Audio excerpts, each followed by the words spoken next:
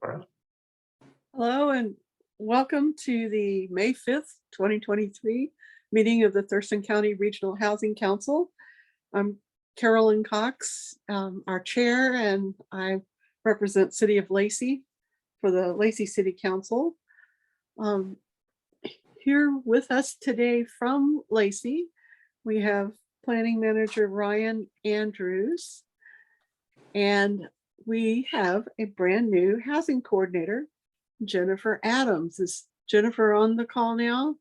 Looks like she's having some trouble with her invite link, so I'll get her that and she'll be here shortly. Okay. Well, hopefully we can introduce her when you get her in then. Did I miss anybody from Lacey? I don't think so. All right. So let's move on to Olympia.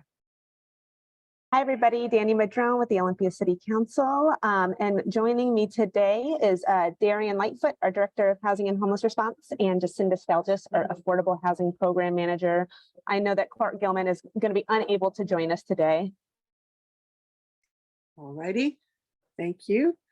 Let's move on to Yelm. Brian? Hello, yes, hello, Brian Hess here, council member from Yelm. Hi, Brian. Welcome back. Let's see. Tumwater. Hi, Michael Althauser, Tumwater City Council, joined by Councilmember Joan Cappy, as well as Brad Medrud from our planning department, and my dog Bailey, who's yawning. I don't know if that was audible. It was, but it's fun. He's right. bored. No. Thurston County. Carolina Mejia, Thurston County Commissioner. I'm going to pass it to David Bain, our Public Health and Social Service, who's going to be kind of representing Thurston County tonight as I'm on the road. Awesome. He just joined. Yeah. Well, welcome, David. And who else do we have here from Thurston County? I think we're going to need to popcorn you guys because she's on the road and at a disadvantage here. So Tom, can you shepherd that? Yes, I will. Thank you. Hi, Tom Webster, Program Manager for Thurston County's Office of Housing and Homeless Prevention. We also have Keely Marino, our Homeless Crisis Response Manager, Elisa Sparkman, our Communications Specialist. And is that it? I think that's it. And I also want to point out we have Grace Lee, not with Thurston County, but Grace Lee with the representative from the Affordable Housing Advisory Board. Awesome. Welcome, Grace. And welcome, Elisa, in your new role. I'm really excited about that.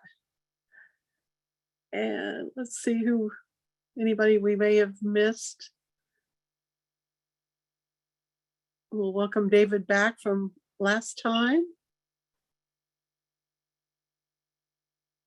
All right. So our agenda is a little shorter than we thought it might be today. So I hope we can get out just a little bit early. But I wanted to first get approval of the agenda and get our minutes approved. So can I have a motion to approve the agenda? So moved. Second? Second. All right. Any comments? All in favor of approval of the agenda, please say aye. Aye. Any opposed? Okay. Has everybody had a chance to review the minutes from our April 26th meeting? Move approval. Thank you. Do I hear a second? Second. Okay. Michael seconded. Any discussion? Hearing none. All in favor of approving the minutes from April 26th, please say aye. Aye. Aye. Any opposed? Okay. So let's start with our Affordable Housing Advisory Board funding recommendations. I think Jacinda, Tom, and Grace are going to lead us through that. Yeah, I'll start us off and just wanted to kind of let you know last last meeting, we introduced what was our chair, Kendra Landis Sherry, who is going to be the chair of the Affordable Housing Advisory Board. Due to work conflicts, Kendra has had to kind of decide that she's not going to be able to fulfill that role. So Grace was elected the vice chair, so Grace is standing in tonight. So moving forward, that advisory board will kind of make a decision on who will be the chair going forward. So just wanted to give everyone that update. So certainly understand this is a commitment for folks who also have full-time jobs. So the advisory board has met, and I'm going to actually turn it over to Grace to walk through the applications we received and the recommendations that are in your packet. I will share my screen to bring up the chart of the projects that we're talking about. So Grace. Yeah. Hello. So yeah, like Tom said, we reviewed 3 applications. So we got 1 application from Habitat for Humanity and 2 applications from Homes First. So Habitat for Humanity wanted funding to keep working on their Longmire project in Yelm, building townhouse duplexes. And then one of the Homes First applications, they're seeking to acquire funds to buy a specific property. The homeowner specifically contacted Homes First wanting to sell to a nonprofit. So their first application was seeking funds to sort of finish the sale and acquisition of that property. And their second application was seeking funds for future property acquisitions. So the board elected to fund all 3 of the projects for their ask. There was enough money in the sort of pot to fund all the projects and give each organization what they asked for. And then there was about $100,000 left over, and the board elected to roll that into upcoming summer RFPs. Yeah, so the funding was coming from the Federal Home Fund and the 260 bill fund. And there's, I don't know, was there another fund source? Yeah, it was from those 2. So yeah, so we had a good discussion about our first meeting. It was sort of discussing the applications, but also asking questions in general about sort of the various housing options and wondering what could be done to sort of increase the number of units that would be built or acquired. Just thinking that, well, we had 3 applications and we think the homeless board had about 50. So wondering what we could do forward to get more applicants and more units of affordable housing built. So yeah. Sorry, this is my first time actually addressing a board with any sort of information. So if there is anything I missed, Tom, please feel free to fill that in. You're doing great, Grace. Does anybody have a question for Grace?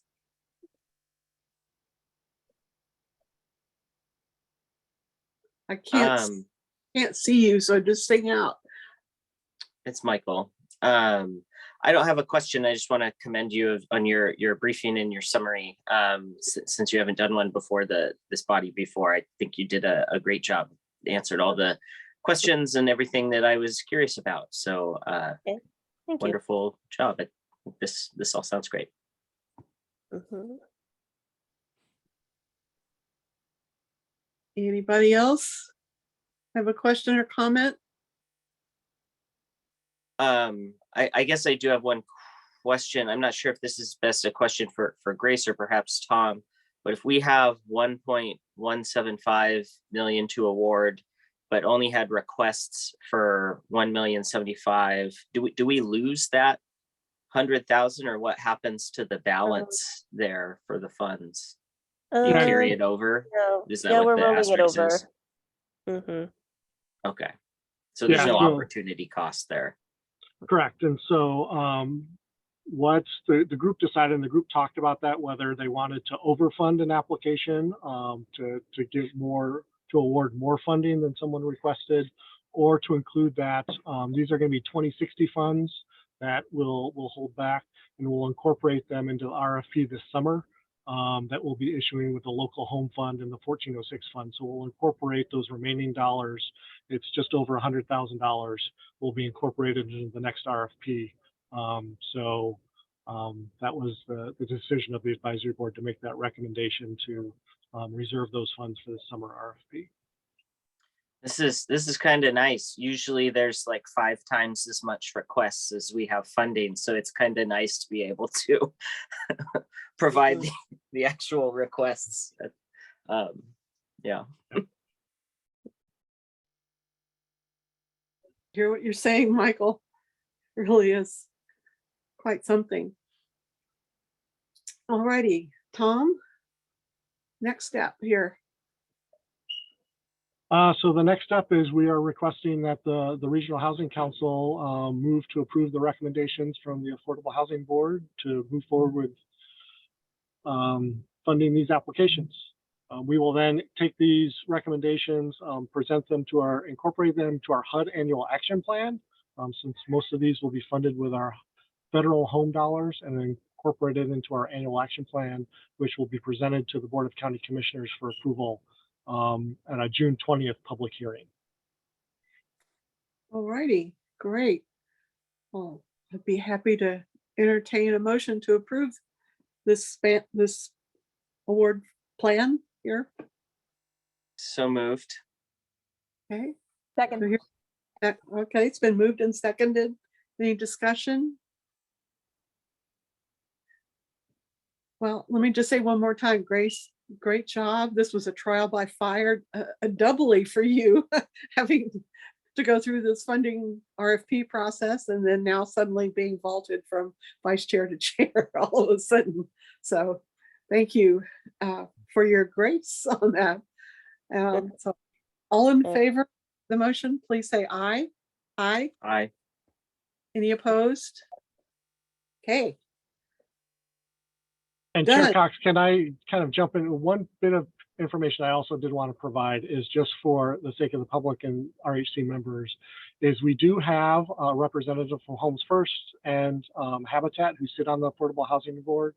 They were not participants in the meetings of this discussion, so they excused themselves while these applications were discussed because they had conflicts of interest. So I want to be explicit that Carly Colgan, who's from Habitat, and Trudy Sukup from Homes First were not part of the decision-making process around these recommendations. Thank you so much for sharing that, Tom. I think that's for the sake of transparency and public understanding that we do watch very carefully for those conflicts of interest and avoid them. That's great. So appreciate that. All right. Well, looks like we're ready to move on then to the Homeless Services Advisory Board funding recommendations with Keely. And I guess first Keely, could you kind of background the group a little bit on what we are making decisions on and what we're not today on this? Absolutely. So the Homeless Services Advisory Board, having just been formed the month of the RFP being announced and being of varying levels of experience with public funding processes, on top of there being 50 applications to read and score for all the funding, the pots of funding for homeless services. There's a couple things to know. One, we split the applications pretty much down the middle, and so that each person had about 25 to read rather than 50, just to lighten the load as they are doing this voluntarily. Secondly, we split the meetings into two to have deliberations in 2 separate meetings so that we could just spread it out a little bit and give folks longer time to read some of their applications. So we are meeting again on the 15th, next Monday, the 15th, to continue our conversation. The funding sources that the Homeless Services Advisory Board will be making recommendations on are document recording fees and local and state level consolidated homeless grant, which are also document recording fees, but at the state's document recording fees, our local document recording fees, the Health and Human Services Fund, HHSF, and what else am I missing? That's it, right? Consolidated Homeless Grant 2163, and the EPRA funds, which are House Bill 1277, also document recording fees. So that's all of the funding pots that our advisory board will be making recommendations on for activities that are either set aside and or basic needs, housing basic needs, shelter, rapid rehousing, permanent supportive housing, transitional housing, and then other services. So that would be outreach efforts or just case management, that sort of thing. So the funding recommendations that we're bringing forward to you tonight are just very few. We're bringing before you recommendations on which agency will be operating as the facilitator of the Lived Experience Steering Committee, and then the Basic Needs Fund. The Homeless Services Advisory Board did meet on the 1st of May and did discuss and determine potential awards for some consolidated homeless grant dollars, HEN, which is Housing and Essential Needs, as well as the coordinated entry funds. However, while we were putting together funding scenarios with the remaining $2163 for about $6 million worth of asks, we had about 1.69 left to distribute for $6 million or so worth of asks.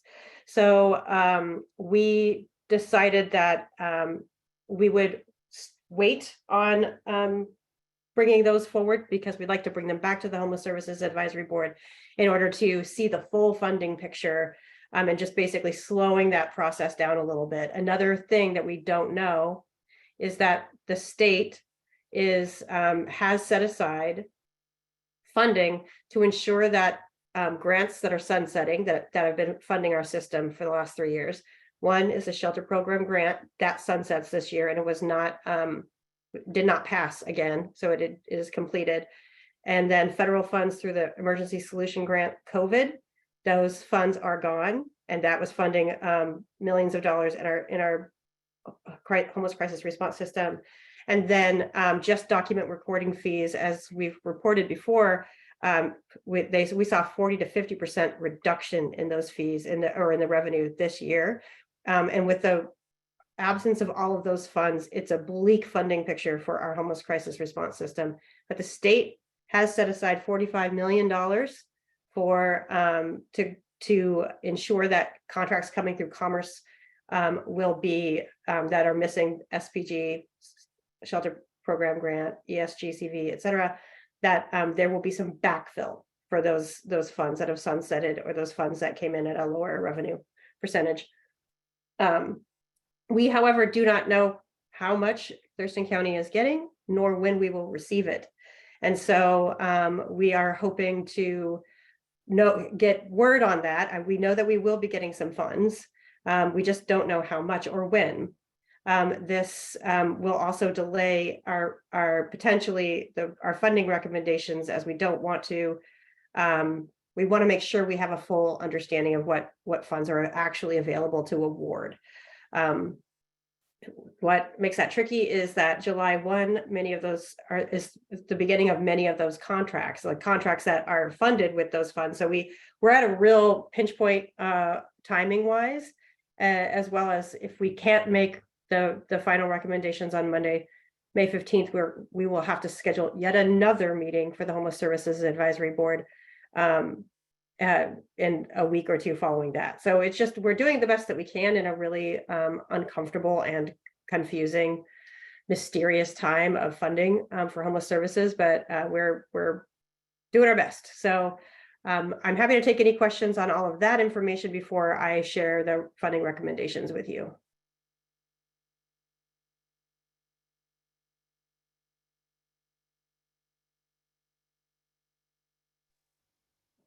Yes. So the backfill bucket across the programs was 45 million. We don't know how much we're going to get, but I would assume those reductions, like 45 million. Do you have a sense of if 45 million was like the amount of backfill, or was 45 million, you know, obviously it's better than nothing, but is the amount of reduction statewide, I would assume would be much more than that, considering it also includes King County, whose expenditures are enormous. I am not. I would be making a guess. We're waiting to hear from Commerce. Kathy Kennard from Commerce is coming to the Associated Counties Health or Human Services meeting tomorrow to bring that some of that explanation.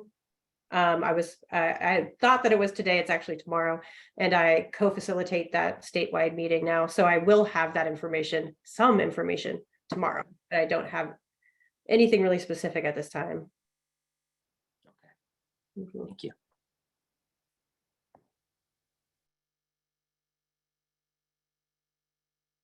Okay. As Tom said, for the process of making funding recommendations, there are, of course, more members of the Homeless Services Advisory Board that have either a direct conflict of interest or an ancillary conflict of interest as like being on a board of one of the agencies. So we also, people left the room we were talking about funding that their agency had directly applied for, so they did not make comment, they did not score.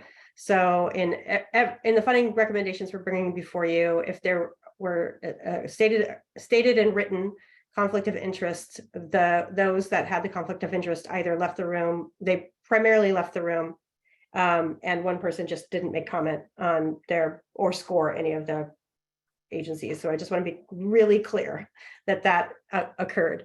And I'll talk about that after I present these recommendations for you. I have one follow-up comment about that, but I'll just go forward with this. So this is the set aside $50,000 for an agency to facilitate the ongoing support of the Lived Experience Housing Steering Committee.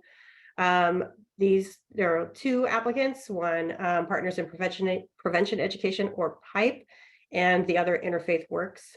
So both agencies identified to work with the consultants that are already working with the Lived Experience Steering Committee. So Faith and Janice and Ariel, the Confluence Consulting Northwest, were part of each of these applications. So those consultants will also stay on, depending on, regardless of who was chosen, but the Homeless Services Advisory Board chose Interfaith Works. The scores were very close. They were both excellent applications, very thoughtful, and both agencies it was felt would do a good job. However, the advisory board did prefer Interfaith, and so Interfaith was chosen for that award.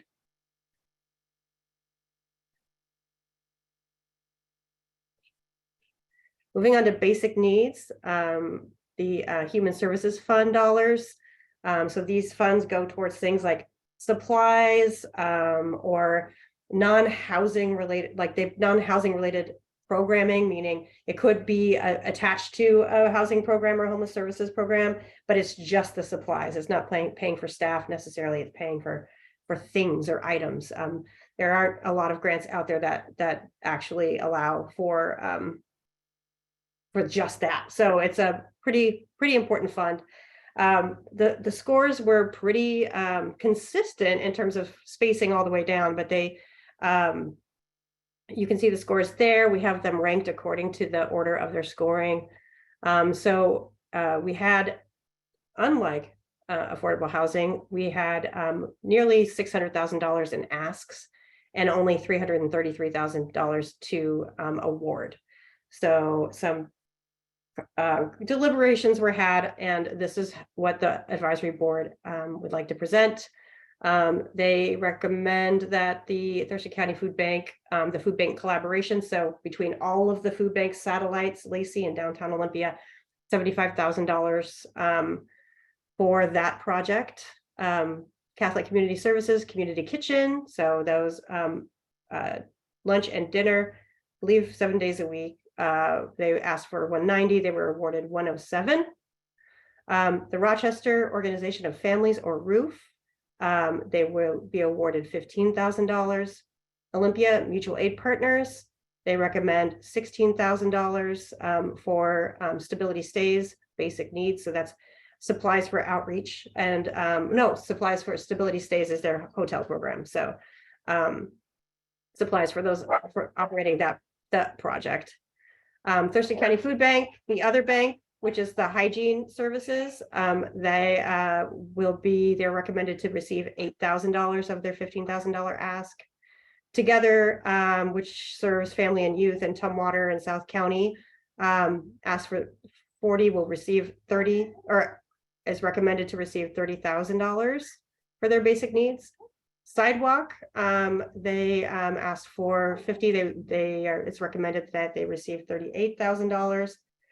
Two more Olympia Mutual Aid Partners, or OLYMAP projects. So you will smoke and fire mitigation, basic needs. That should sound familiar. So that's the collaboration between them and Orca for $22,000.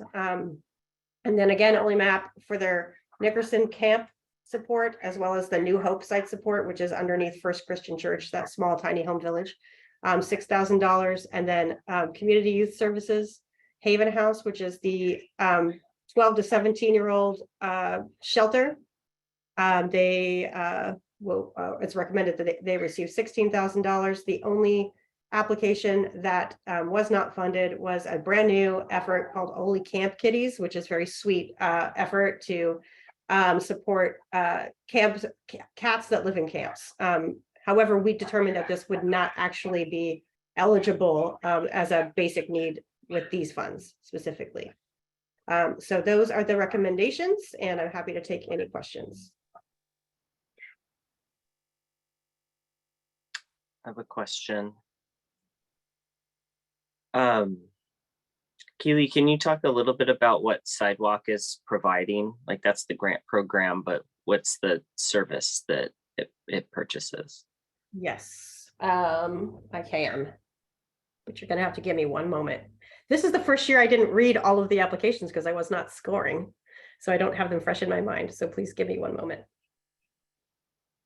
I can answer another question while I look for that, and I'll pop that back up in just a moment. I have another question while you're looking for that. You know, some of these are significantly reduced in funding. I don't have it in front of me anymore, but I remember seeing like the smoke and fire mitigation. And I'm just curious in terms of like the conversation in terms of, is this still going to be a successful project with significantly reduced funding? If you could speak to that. Yes, for sure. So in that particular project, the advisory board noticed that they had in their budget, because this is a program that has applications for basic needs, housing basic needs, and 2163. So asking from the 3 funding pots. And in the 2163 ask for programming in general, there was a budget for supplies, which were the same. These are just would be more supplies. And so part of it was just that they felt like it was addressed in a different application, and part of it was somewhat determined on score and size of the ask for the money. That was like the size of the ask, where they sat in rank, and that they had a budget line item in their other application.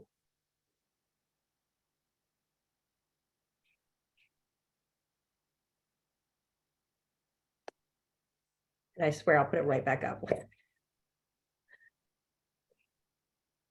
Carolyn, you're muted. Can't hear you. Thank you, Michael. I was asking if anybody else had a question. I'm not seeing any hands raised. But before you put it back on screen, Keely, we've had a couple of people join us. Oh, great. We tried earlier to introduce Jennifer Adams, who is Lacey's new housing coordinator. Jennifer, we are so happy you're here. Do you want to Hi. introduce Thank yourself? Sure. Thank you, Carolyn. Just equally as happy to be here. Mentioned in our last meeting that we had that this is just a great opportunity for me to try to get up to speed a little bit. So if I'm silent, I'm just, just trying to follow along, taking some notes for myself. So I'll circle back around when I have questions for sure. Great. So thank Well, you. we're happy you're here. All right. Thank you. I'm happy to be here. I understand what sponge mode is about. And then from Yale, we have Planning Director Gary Cooper. Welcome back, Gary. Hi, Carolyn. Hey, anything you want to share? Oh, no, not at the moment. I'm Okay. also just kind of taking it in. All righty. Thank you, Great. though. You bet. And David Bain from the Health Department, is there anything you wanted to share before we move on here? No, I'm just excited again to be here and appreciate the work of this group. Well, we're very happy you're here. All right, thank you. Back to Keely. This is not what I want to share. Not what I want to share. This is that application, but I was just going to speak to it. I'm trying to pull up the there we go. Yes, so sidewalk, when I'm looking at it, this is to support some of a lot of their funding comes from foundational community supports. So that's that Medicaid reimbursement. And in looking at their activities, one is their ride home program. So funds literally to buy someone a bus ticket to get home. And the other is, it looks like rent assistance. So that is what the activities are in the grant.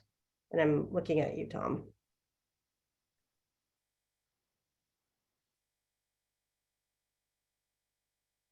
Yeah. Not sure what you want me to say, Keely. I don't know either. That answers my question. I was just curious because the other ones we sort of had some insight on what the actual service is. So that answers my question. Thank you. Any other questions of Keely on this one? I have a question, Carolyn. Go for it. It's just always hard when I see that the other bank got half of what they asked for. And in the things we're dealing with nowadays and in the other programs where, we see needs for food and services and so forth, there's nothing more important than hygiene and health. They are put together, and I just think it's money that needs to be spent and help the food bank carry on that program, and it impacts kids going to school, and just, my spiel about the other bank. So I just really feel like this other bank, and some people may not know as much about it, it really covers the waterfront when you're talking about basic needs and impacting employment and education and health and so forth for people to have hygiene and cleaning supplies. And it just seems strange to me that they asked for 15 and only got 8. I know the difference in what that can do. So anyway, I just wanted to wonder what was behind that, if there was anything behind it, or if it's just there's they feel other programs can fill that void. So this is what the Homeless Services Advisory Board recommended. So but the scores that were over, and it's going to be a little confusing. So scores that were over 82 or over 80 points would received full funding unless they were larger asks, and then they received a percentage, which I believe was 80, because otherwise that would consume all of the funds. So below 80, those awards were 80% of the ask. And then when it came down to the lower numbers, that was like when we start with OLIMAP, that conversation that's get around the line item being in another budget, that it was a very large ask, but it didn't score very high. All of that conversation factored into why their number is not 80% of the ask, but rather less. And then they felt very strongly about giving Haven House their minimum ask. And so they awarded Haven House at their minimum request $16,000.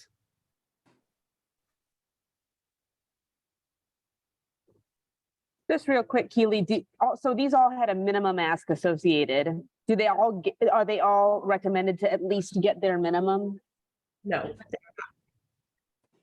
Okay, that's so that kind of gets to the question I had before, is like, can these projects still be successful at the levels they're funded? So hearing that some of them don't have the minimum that they said that they need to do it, I just want to make sure that we're putting money towards things that are going to be successful in the long run.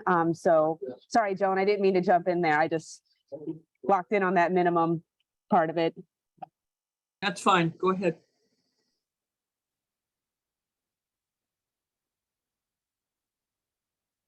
As we are coming, one thing I can suggest is, since this is just recommendations that you can amend or ask them to go back and rethink it, that's absolutely, in your purview.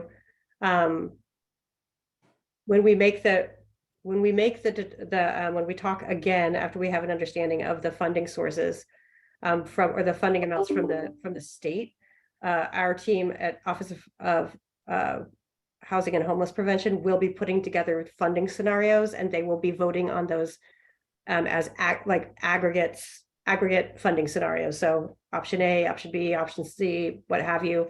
So it's going to be a slightly different process on that, and simply because it is a lot to ask of a brand new advisory board with very levels of experience in public funding processes.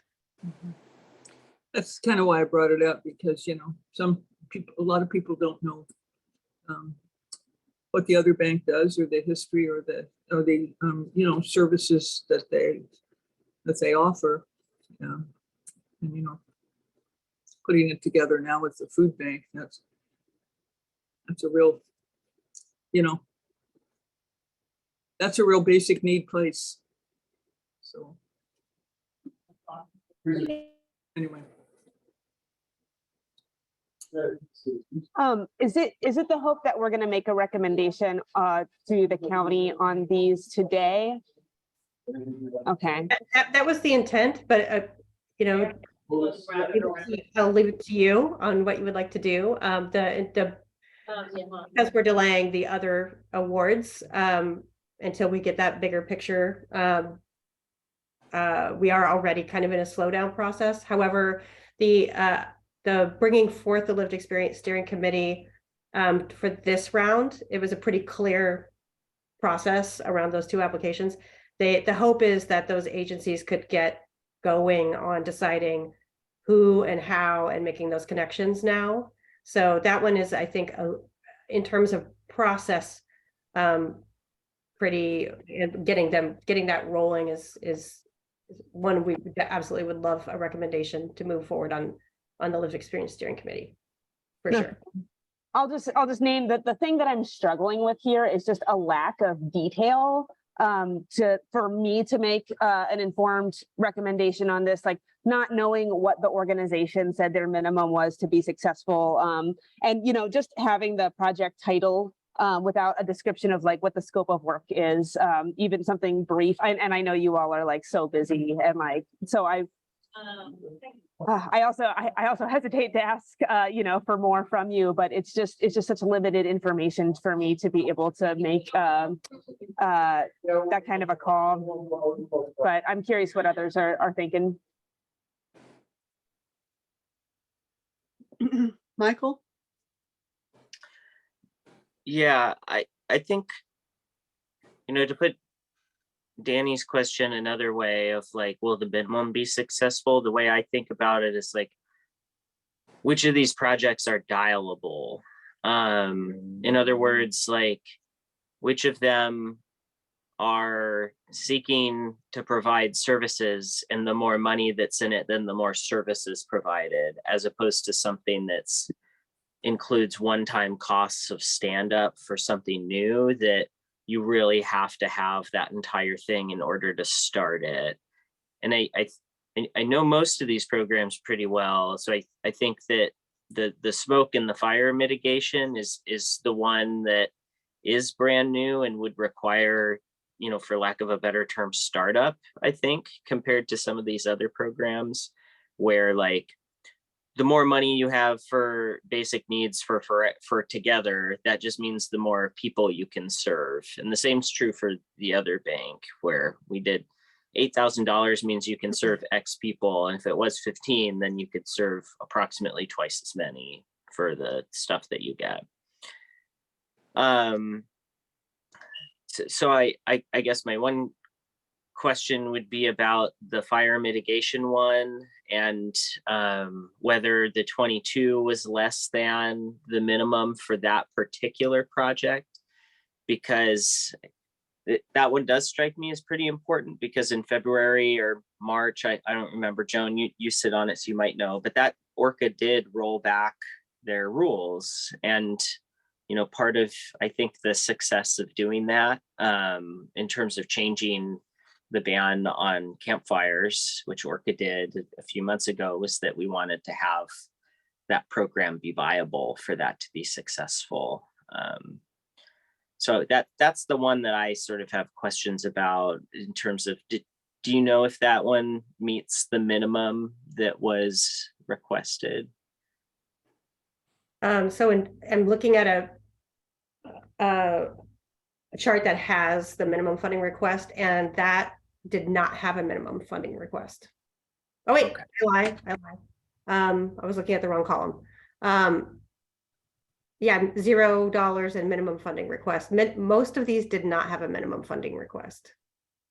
Okay, so that tells me that one is also dialable then, if there isn't a minimum, that you're providing service and the more money means the more people get helped, which is tragic, right? That we're cutting, this one can only help 100 people and this one can help 150, right? Like these are tough choices. But it does seem to me that most of these are dialable as opposed to things that can't get off the ground, but for a certain level of funding.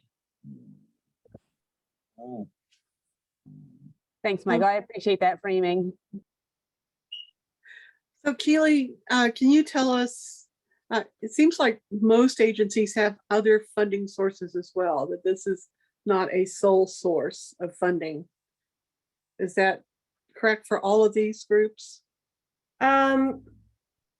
I'd say yes. The only other, for this type of funding for these types of activities, there's the only other grant that I'm personally aware of that can help agencies with these supplies and items and whatnot is the Emergency Shelter and Food Program, which is a federal grant that goes out to our community, I think twice a year. So, but it is, so some agencies have, you know, are larger and have multiple funding sources. Others rely heavily on the county.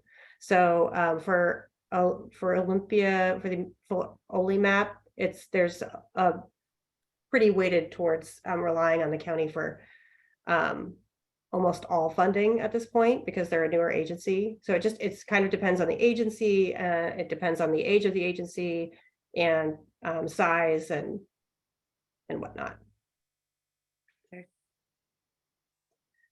Michael? Sorry, I have one other question.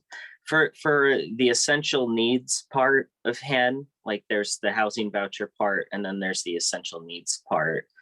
That all is included under one contract that's not discussed here too, right? Because right. that does do provides a similar service to the other bank, correct, in terms of providing access to toiletries, hygiene items, and other things like diapers, stuff like that.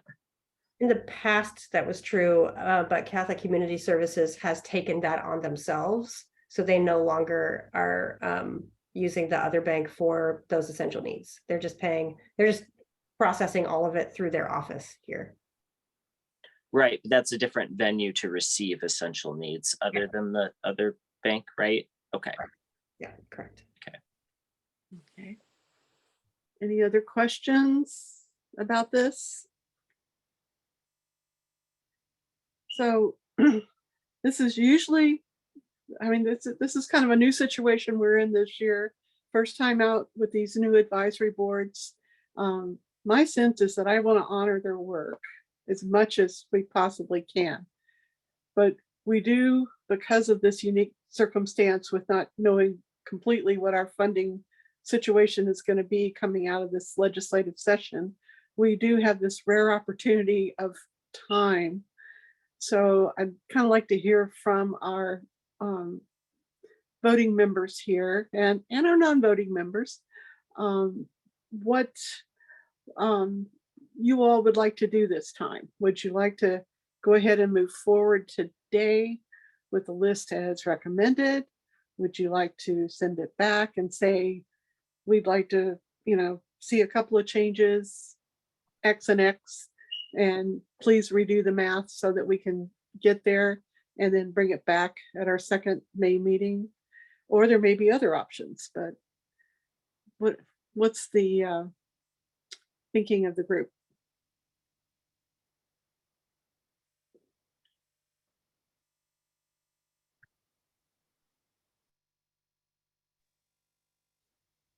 Michael?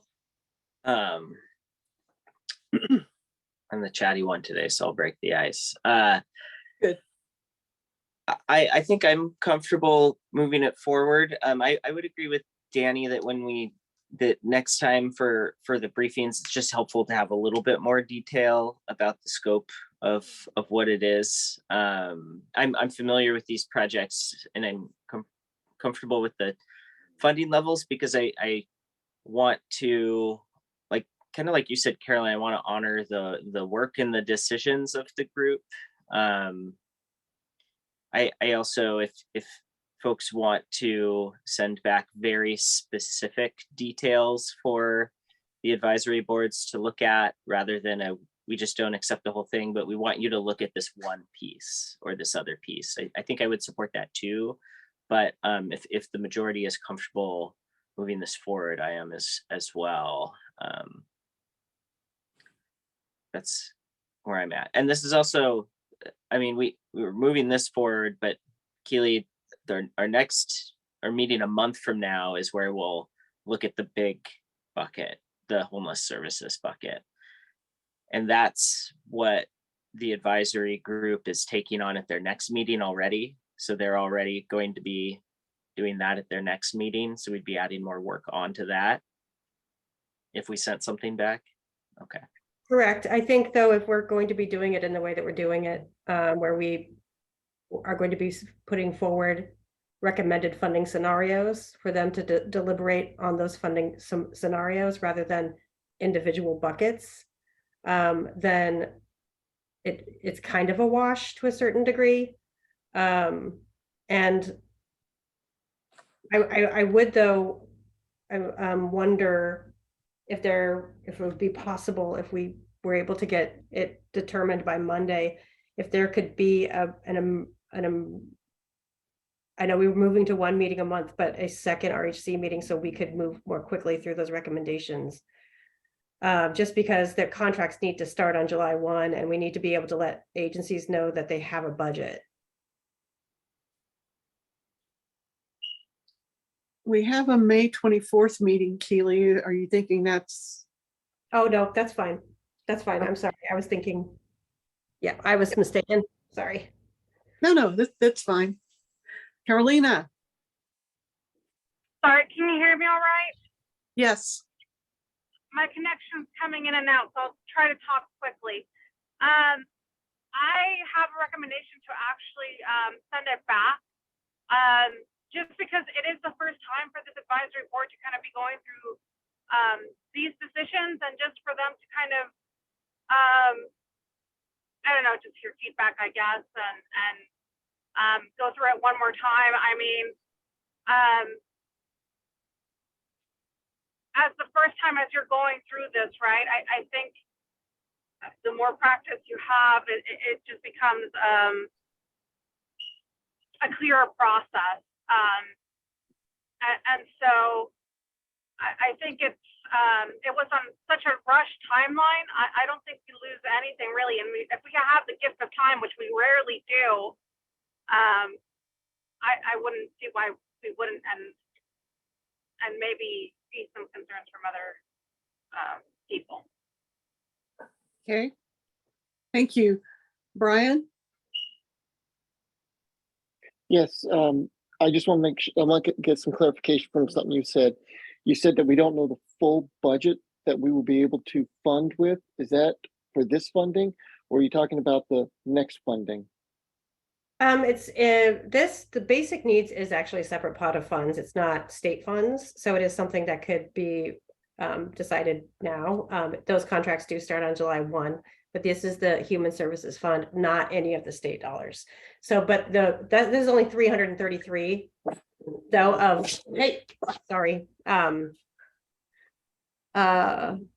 of the larger picture. So all of the rest of the funding is will be impacted by the state and what funds we can when we find out the full amount of funding. Okay, I appreciate that. And if we have the time, I don't see why we shouldn't use that time, not rush quickly through this decision process, but we should take that time. And as I heard Carolyn say, that if we have that capability of, with the time, seeing more of the budget coming through, maybe some other adjustments can be made because somebody might be able to fall for one fund but not the other, if that makes sense, if I'm understanding that correctly. Thank you, Brian. Let's see, Danny's hand is up and then Tom. Yeah, I agree with giving it more time. I don't, unless there's specific feedback, I don't want to just send it back to the committee and say, look at this again, unless we have specific feedback to give. My hang up is that I feel like to truly honor the work that the committee has done, I need more information. Otherwise, we're just taking recommendations and then we're making a recommendation on these recommendations to the county. And it doesn't, there's no value add that we are putting into this process without more information. So that's my hesitancy on making a decision today, is my own lack of information on it.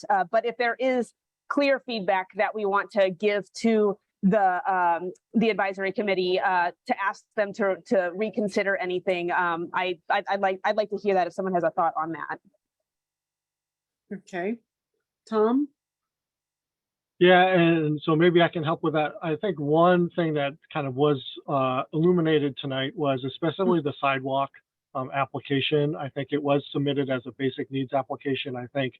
And I'll kind of take that on staff for not identifying that perhaps that was more appropriate as a housing basic needs application. And so since it was recommended for funding, I think it is appropriate to kind of go back to the advisory board and say, let's take another look, especially if that sidewalk, is it in the right bucket? Should that really be reviewed as a housing basic needs application, since there was some rent assistance included in that?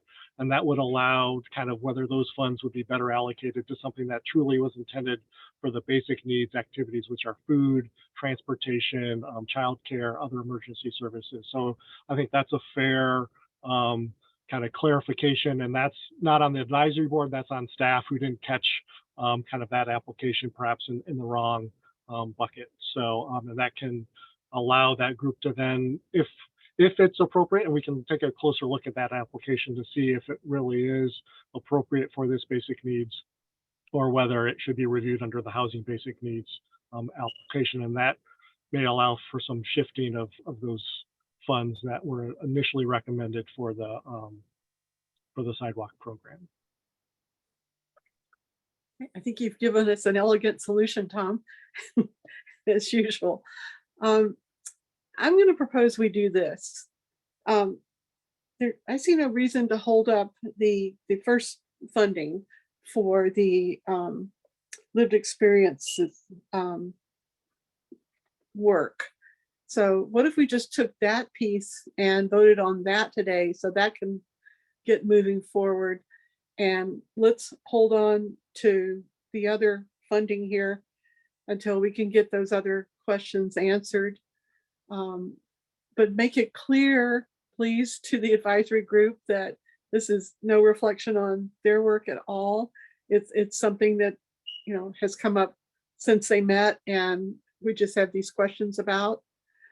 But since we are, you know, if the group votes to go forward in that direction, I think I agree with Joan. I'd like to see the other bank get 80% funding. And I think, Michael, did you want to make a formal request on the fire safety thing? Not if it's dialable. Okay. If it was a case where, similar to Danny's point, that if they were standing up a new program and it was impossible to succeed with that minimal level of funding, then that would change my opinion. But if the pool is bigger, you know, the other bank stands out as one where their request was rather modest and they didn't receive the full thing. But I think I would, you know, if we free up the 38, I think it was 38 that was going to sidewalk, to free that up, I think I'd defer to the board to reallocate the rest of that other than the other bank. Right. But if we can't, we're really only talking to give other bank 80% funding level. We're only looking for an additional $4,000, which seems like we could give very, very, very minor haircuts and come up with that fairly easily if that's what we end up having to do. Okay, so I'm going to propose a motion that we move forward with awarding the Interface Works, the contract for the lived experiences steering committee work. That was at a rate of $50,000. Do I Are hear you a second? proposing that motion or are you making it? Okay. I'm making it. Second.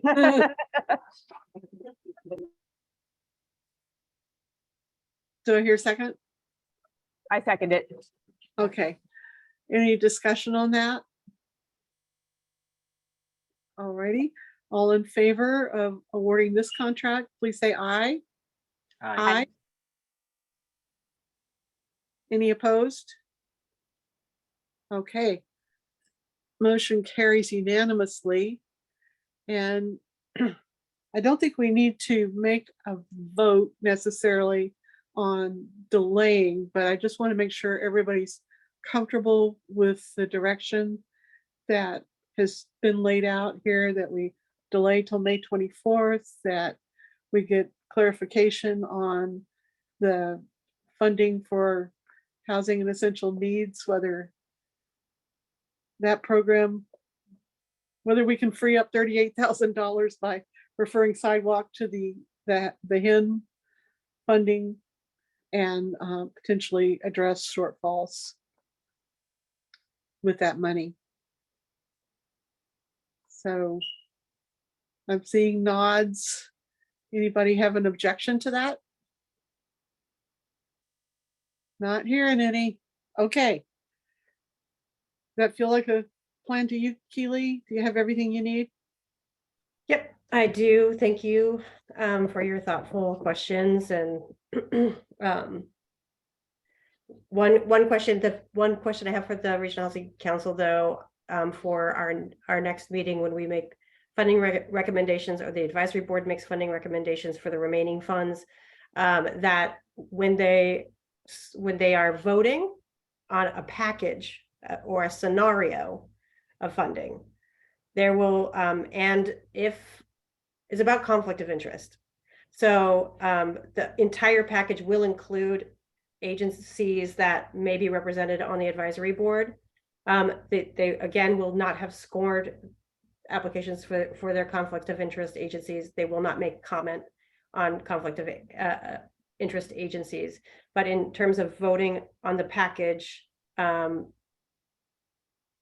just wanted to make sure that that was okay. So they'll be voting on an aggregate package, not on the individual awards. Correct. Everybody cool with that? So how are those levels then determined? Because you have to go through each level for each one individually. So for instance, when it's one organization, they would step out of the room when discussing that level. So the question is, do they need to recuse from voting on the entire thing after the level has already been determined by the plurality of the board? Is that right? Yes, and we, Tom and I are kind of building this plane while we're flying it, having never done this before, because there are just wanting to be so above board, and they all are very concerned, and they don't want to be perceived as, violating any kind of conflict of interest. And we also need their voices at the table. And if we do deliberation on each of the funding packets, 2163 shelter, 2163 other services, it will take 8 to 10 hours of deliberation. And so we're trying to streamline. This was a huge lift anyway, but asking these folks to take this on, and they're very smart and very capable. It's just a lot. And the nuances of this kind of public funding processes, they take some time to get familiar with and understand kind of how they work. And so, yeah, so we're trying to figure it out. We're trying to do the best we can to make sure that it's clearly above level. So I think just to kind of build on that, if I may, we could present, for example, and so for folks listening, I'm not proposing anything that's real, but just kind of purely for example, a situation where here's a scenario where, the top funded applications are funded at 100%, the next group gets funded at 80%, and the next group gets funded at 80%, and then at a certain point you run out of money. Or we could make a recommendation that shelters get funded at X% and outreach get funded at X%, and services get funded at X% of their asks, and see how that kind of looks. So we could provide a third scenario that is, everyone gets X% of funding, or some other kind of scenario like that. And so we'd be looking at these three scenarios. They wouldn't be voting necessarily or making discussions on their specific application, but within that kind of those three options, certainly an agency could be advantaged or disadvantaged depending on that scenario, and they would be voting on that total package. So they say, hey, I like option 2, I think is the best allocation. They're not making comment on their specific agency, but certainly within that option, they will see kind of how that influences their agency's application, if that helps or makes sense. Everybody understand what Tom was explaining there? Any questions, concerns? Not seeing any. Yeah, I mean, I think I'm okay with it, because there's also always departures from that. Like, we were doing 80% for the top ones, but the Catholic, well, one of them didn't get 80%. I mean, like, the guidelines I think are okay, because the actual decision, you can depart from it. Like, they clearly departed from it in this scenario that was presented to us in a few instances.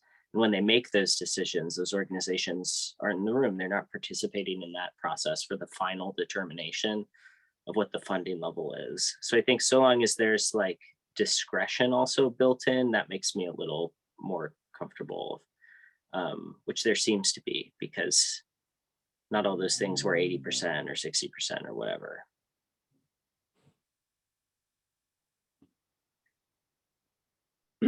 Well, those who know me know I'm very, very sensitive to conflicts of interest, and I'm comfortable with this process. I think Keely and Tom have gone out of their way to make it transparent, to make it fair, and to bring along two groups that have just been like thrown into this. and bring them up to speed very quickly. So I really appreciate their efforts, and I'm comfortable with the direction for this year. With that said, we may want to look at a little bit, for the next time around with what we're learning as we're building this plane in the midair. But I'm happy with it. Okay, I see thumbs up all around on that. So that's great. Thank you so much. Thank you. I'm thinking back as we were talking about forming these groups, and look how far we've come. It's great. All right. So Darian, are you ready to talk about the stipend policy and process? Okay. Yeah, I'll tag team with Jacinda and Tom. We can talk about it more, but I know that last meeting we talked about wanting to better support the advisory boards in this really extensive review process, and that was kicked back to the tech team to figure out how we can really honor that, all the work that's going into that. And just for, again, context, the City of Olympia has currently signed all of the advisory board members on as like a subcontractor. We're unable to set it up as our current process with our other advisory boards because our ordinance only allows us to pay advisory board members if their approved advisory board participation was approved by the full council, and that's not how the RHC is set up. So we've had to do like a single contractor with all of the 26-ish members, which is pretty time intensive. And even in that, we have standards of how often we pay, which is one per meeting, a payment per meeting. And the sentiment out of the last RHC is that we're able to better honor the really extensive application review that is required into our boards. So I know that the executive team of the RHC talked about potential options, and we can continue to work our system on the per meeting payment. But if we're looking to get away from that and pay per application, then we're going to need to explore other options. So I know Tom has more insight on what other options could be. Yeah, so really kind of building on the conversation that was started at the last meeting, wanted to explore options. So certainly one option for this group, if it's interested, is to contract with a third party to do that, to pay those stipends, similar with what we're doing with the Lived Experience Housing Steering Committee. So just having a third party agency. The other option is whether the county could take that on and make those, the county does not have a stipend policy in place, but whether there would be a recommendation from this board to kind of a recommendation to pay stipends out of the local home fund dollars that would go to the Board of County Commissioners. So really wanted to just have a discussion with this group to see what direction you wanted to be to honor what we heard at the last meeting of wanting to compensate people for the substantial time that they're taking to review these applications. So one suggestion was to look at a per application basis reimbursement model rather than tracking a time basis, which would add complication to that. So we really just wanted to make space for that discussion, following up on, I believe Councilmember Madrone raised that issue last meeting. So yeah, just really wanted to create space for that discussion and then see what the will of this body is in terms of options for moving forward. So to be clear, the three things in front of us are to continue to do as we do with the City of Olympia taking care of the stipends, but we wouldn't be able to, it wouldn't go through our regular processes because of how we're set up, and we wouldn't be able to more easily incorporate compensation for extra time, or we could contract with a third party and have somebody else manage that, or we can make a recommendation to the county to figure out how they might want to do it. Is that correct? Yes, that's well succinctly summarized. Okay, I just want to make sure I picked up everything there. I'll just say that it would be my preference that the city of Olympia not continue to do it. Not because we don't want to be at the table and helping out in all the ways. It's just ended up being a lot more cumbersome than we thought it was going to be, because it doesn't align. It's not apples to apples with the way that we have been, that we do things for our own advisory committees. And that was the original thought, is that it would be. I like the idea of the third party one, because that sounds like it might be the most simple and streamlined. Of course, it might not end up being that once we do a little bit more research. For the third option, the potential of making a recommendation to the county, I'd like to hear from Carolina if she's available at this moment, just to kind of get her sentiment on that, because that would fall in her wheelhouse there. Thank you. Can you hear me? Yes. Okay, my connection has been, so if I cut off, me and Tom had like, Tom, and I'm sorry to put you in this awkward situation, but I'm like, in the middle of nowhere right now. Can you relay with the group kind of like what our conversation was? Yeah, so we talked about whether it would be possible for a recommendation from the RHC to go to the Board of County Commissioners for a motion for the Board of County Commissioners to direct the Office of Housing and Homeless Prevention to pay stipends for the Regional Housing Council out of the local home fund administrative funds, with paying per meeting on a flat fee on a per application basis. So that would be something that it would be a recommendation from this body to the Board of County Commissioners to direct our office to use the home funds for this purpose. And just like, it would really depend on, of course, would have to check in with our budget team and our legal team. But I think to get it started, the conversation at the county, it would be good to have, if that's the direction that the body wants to head in, it would be good to have a recommendation to kind of present to the board of like, is this a possible option that the county can do to be able to cover it?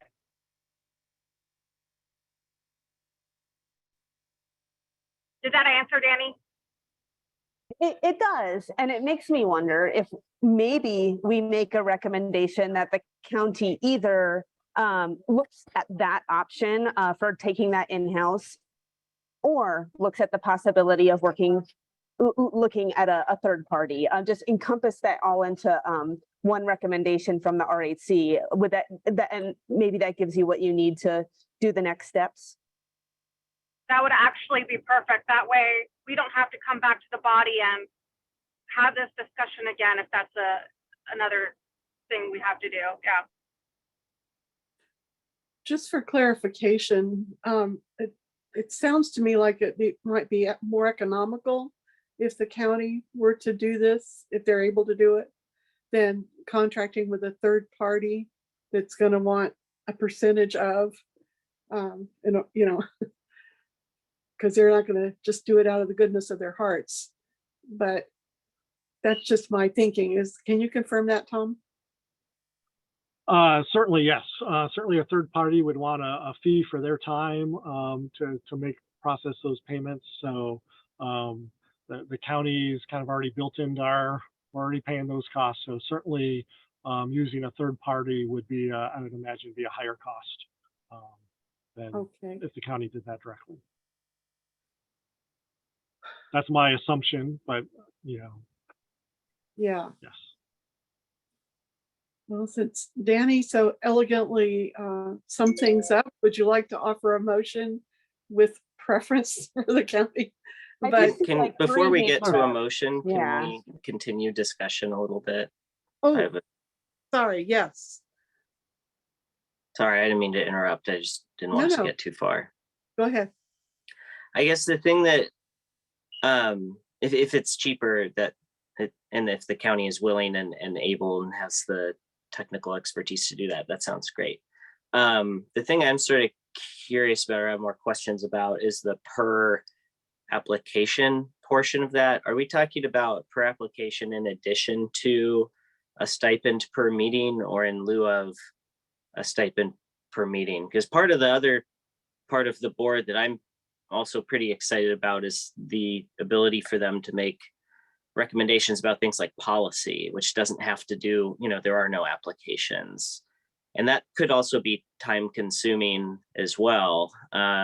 Maybe not as much as the applications, but for, let's say hypothetically that we wanted to work with them on aligning tenant protection ordinances and create recommendations about that across all jurisdictions.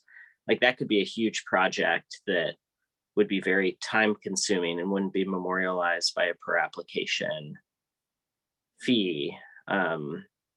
So I guess I'm just sort of curious about that part. And if we do have a motion today, if the motion also incorporates what we want that to look like in terms of how much per application or what it looks like. So yeah, to answer that question, we were thinking both for a meeting, so time for in a meeting and time per application. So certainly, thinking about if there's time for other projects where they're doing work outside of meeting time, that would not be captured, but at least ensuring that the application review time, because that is a substantial time outside of meetings. I think the expectation is most of the policy discussions work would be happening during meetings. So it would be both a stipend, which is established in the charter for a per meeting rate. I do not have a recommendation for you on how much per application, whether that's $10 an application or $20 an application or, whatever that is. So I do not have that recommendation for you at this time. But it would be both on a per application basis and a per meeting basis. So both is what my recommendation would be. Keeling? And, just to give some context, we only have this, we have this review process once every 2 years at this level, meaning this bulk of applications. Next year, we may just have a handful. So there's that. But then there's not a lot of people who are requesting stipends on the Homeless Services Advisory Board. I think it's 3 or 4. So if you think about just even in terms of cost or like what are we actually talking about? It's not that much money actually. And having that as an option for people who are volunteering to read 25 applications thoughtfully, I think is on top of the meeting. Yeah. Danny? Darian's got her hand up too, so she was before me. Okay, sorry, Darian. You're in that part of the screen where I can't see a raised hand. Yeah, it's okay. I guess I'm just curious. We had brought up the potential of the county processing these before, and just to streamline the recommendation, has something changed administratively that would allow for this, that doesn't allow for the other advisory boards? I just want to make sure we're recommending a thing that's viable, because I thought before when we asked for that to be the case, it wasn't. So just curious if something had changed.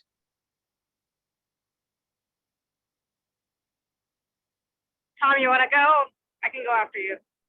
Sure. I was going to see if you wanted to answer that question. I don't know if anything has changed. I would say that the county at one point was looking at a stipend policy across advisory boards. I can't speak to that, but there was, that was, I believe, did not move forward. So I think if we keep this specific to the RHC and with the home fund, we're hoping, I think there's still more that conversation that is needed at the county level. So I can't say with 100% certainty that yes, the county can do this, no problem. So I think additional conversations will be needed at the county level with our financial office and legal to make sure we can do this. So nothing has changed. The policy that the county was considering for our advisory board really did not go anywhere. And so, but since this is through the RHC, we might be able to come in again if it's a proposal from the RHC is something that the board might be able to consider separately from the rest of its advisory boards. I think the reason there was some hesitance last time is because it would, the last policy would cover all of our advisory boards and commissions, and there was some concerns brought up. So limiting this specifically for the RHC advisory board is the angle that we're trying to see if it will work this time to kind of narrow it down. Thank you, Carolina. Danny, is that a new hand raise or? It's a new hand. I have one comment to contribute and then a potential motion that I think might encapsulate everything we've discussed just now.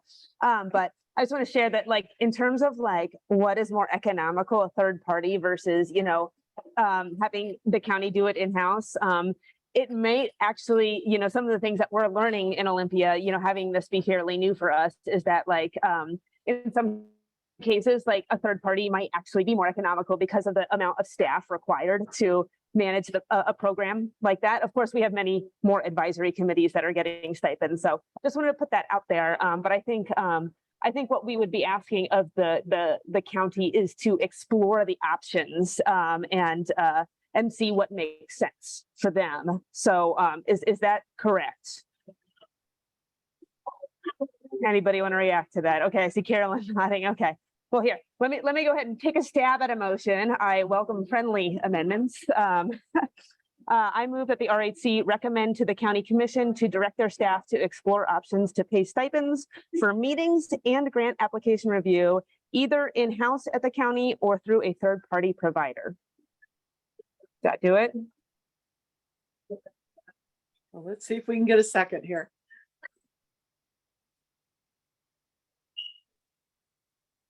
I'll second. Okay, Michael seconded. Can I do a friendly amendment? I apologize. Can it Sure. be the Regional Housing Council Advisory? Just very specific that it's for the Regional Housing Council Advisory Board. Yes, absolutely. Yeah, be extremely clear that it's specific to this body and our advisory boards. Do I need to re-say all of that, or do we all have a common understanding? Well, I think for sake of minutes, why don't we withdraw the first motion and second, and then we'll start over. All right, motion withdrawn. So I move that the RHC recommend to the County Commission to direct their staff to explore options to pay stipends for Regional Housing Council advisory committees for meetings and grant application review, either in-house at the county or through a third-party provider.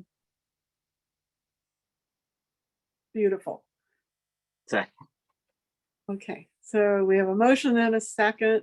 Is there any other discussion on this motion? Not seeing any raised hands. So all in favor of approving the motion as stated, please say aye. Aye. Aye. Any opposed? Motion carries. Great. Thank you. And But before we get off of this agenda item, I do have a quick question just in terms of like just general staff capacity. And I understand that with the home fund, there is money set aside to hire an additional staff person to help with this general body of work. And I'm curious if there's any kind of update on that.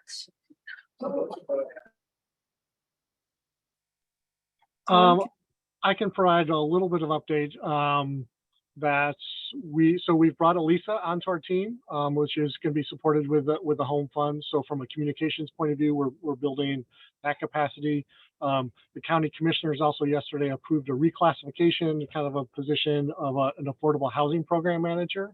So we are going to be replacing what previously was Jacinda's role, kind of elevated to a program manager position to support the Affordable Housing Advisory Board and the RHC in that role. So we'll be looking to post that job here. Hopefully, it's started through the approval process. So hopefully in the coming weeks, we'll be posting that. So those are two immediate positions that we're building out our team to support the Regional Housing Council. Great. Thank you so much, Tom. I appreciate that update. okay, any other comments before we move on? Okay, hearing none. I think that brings us up to good of the order, unless I've missed something. Oh, looks like it. So let's do a quick check-in from Yelm. Brian, is there anything you want to share, or Gary? Nothing from myself, Brian. Okay, and Gary, I think you previously said no, right? Yeah, the only thing is we do have our housing action plan in a final, well, still draft form, but it's completed and we're going to be sharing it with our planning commission and council soon. Okay, thanks. Carolina? Anything for good of the order? Nope. All righty, thank you. And thanks for joining us remotely. Yeah, thank you for joining me on my travels. Michael? Anything? I don't think we have anything from our neck of the woods. All righty, thanks. Danny? I don't have anything, but Darian or Jacinda, do you have anything that you wanted to lift up? Just that Jacinda's on her road show to the jurisdictions to talk about the Franz Anderson project. It all came to their HC last week. And she was at City Council last night and at Tumwater this morning. So we'll be making our way around to talk more about the permanent supportive housing project that's on its way and purchase and sale agreement in the works. So it's just a really exciting regional housing project that is coming to fruition. Excited to see. Perfect. And as a Lacey representative, we'll be happy to welcome you to Lacey eventually too, Jacinda. So as soon as you can get there. Ryan, is there anything that you'd like to lift for good of the order? Nope. Again, just welcome Jennifer to the team, and it's been great working with her so far. So that's all I had. Wonderful. All right. Well, I guess that's it from Lacey too. So last call for anything. Otherwise, I'll entertain a motion to adjourn. So moved. Oh, wait. Sorry, Tom. No, I just wanted to give Elisa kind of an opportunity. So we have been talking to Elisa about a regional Thurston housing newsletter. So I wanted to kind of give Elisa just a moment to talk about preliminary kind of a sneak preview of some things that she's thinking about from a communications point of view. Beautiful. Thanks, Tom. So as the communication support for the Regional Housing Council, I'm still learning a lot. This position is new, so we don't really have a whole lot going on in terms of like putting things together right now. But I am, as I attend these meetings, I kind of write out what's going on, what the agenda items are. And then in my notes, I have another column.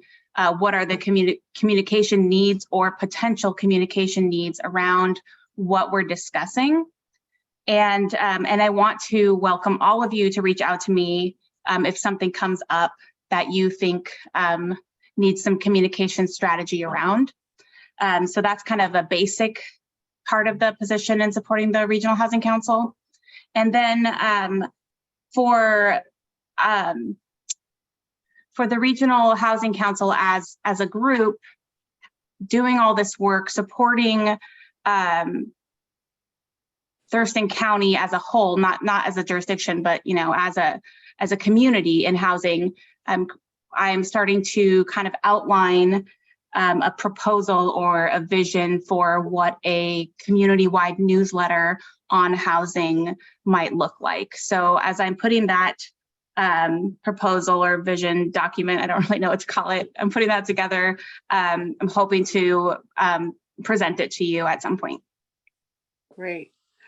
Something that came up this morning at the Thurston Thrives Housing Action Team was a question about getting on the county's website the agendas and minutes for Regional Housing Council. Will that be part of your work on this, or is that go through? Once I'm trained on the website and once I learn how to do website stuff, I'll do that.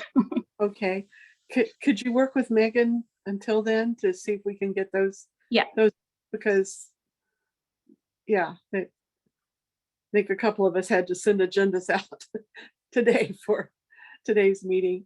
But that's great. And Lisa, I'm really excited about this, and I would love to maybe sit down with you sometime soon to. Sure. Happy to meet with anybody and talk about this stuff. I'm so excited too. So That's great. All right. Anything else? All right. Well, thanks, everybody. Great meeting. I think we did some good work today. So Jacinda's got her hand up, sorry. Oh, Jacinda, Hi, sorry. Carolyn. Sorry, Carol. I'll make it very, very quick. Okay. I cannot recall, so I apologize if I'm repeating stuff that we've already shared with you all. But the Affordable Housing Advisory Board will be moving into our next, this week and next week, we have meetings set to start looking at priorities for the home fund in 1406. And that small amount of 2060 that was recommended to bring forward.